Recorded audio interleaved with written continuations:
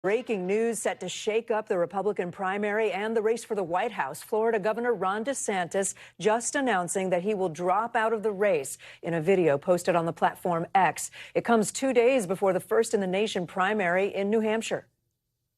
I can't ask our supporters to volunteer their time and donate their resources if we don't have a clear path to victory. Accordingly, I am today suspending my campaign. Today's news makes the Republican primary effectively a two-person race now, with the frontrunner, former President Trump, facing off against his former UN ambassador, Nikki Haley. Polls show her trailing Trump by double digits in New Hampshire. DeSantis also endorsing former President Trump instead of Haley in today's announcement. Let's go straight out to NBC's Dasha Burns. She's at that DeSantis rally in New Hampshire where DeSantis was supposed to be today. Dasha, do we know if he'll be there? And what do we know about this announcement and whether it will help President Trump?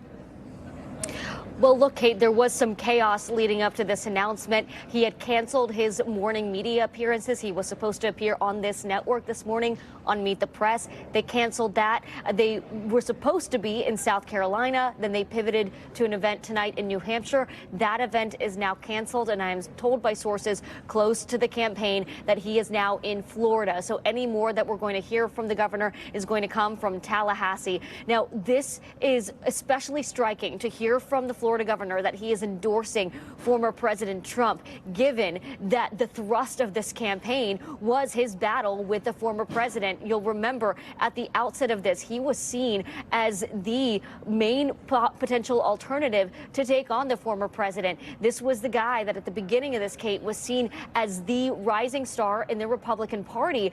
But at the outset, from the beginning, this is a campaign that really struggled to get off the ground, from a launch on Twitter Spaces that was full of glitches to a campaign that ran out of money halfway through last year, to a really difficult time finding his message, finding a connection with the voters. And here we are today, dropping out and endorsing former President Trump, with whom he had a bitter battle throughout this campaign. The insults flew back and forth, but especially from former President Trump.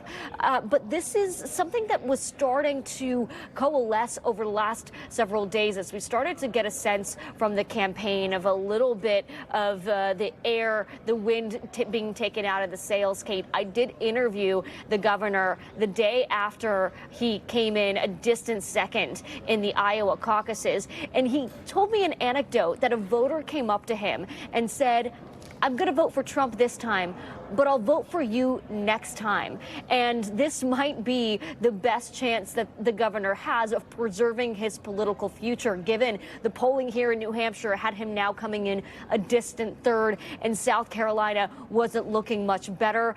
Not a clear path forward for him now on one-on-one with Nikki Haley. But what I'll tell you, Kate, is that what our numbers have shown over the course of this campaign, because Ron DeSantis campaigned to try to chip away at former President Trump's voters, is going to be potentially creating some obstacles for Nikki Haley now that DeSantis is out of the race and that he is endorsing former President Trump, because that vote share, that ballot share, is very likely to now mostly go to former President Trump, potentially creating even more of an uphill climb now that Nikki Haley does have that two-person race that she's been waiting for, Kate. And Dasha, just a couple more questions about Ron DeSantis. He went through a lot of money, no? I think they spent a lot of money on campaign commercials. And does he return now? For how long how much longer in his term does he have for Florida governor?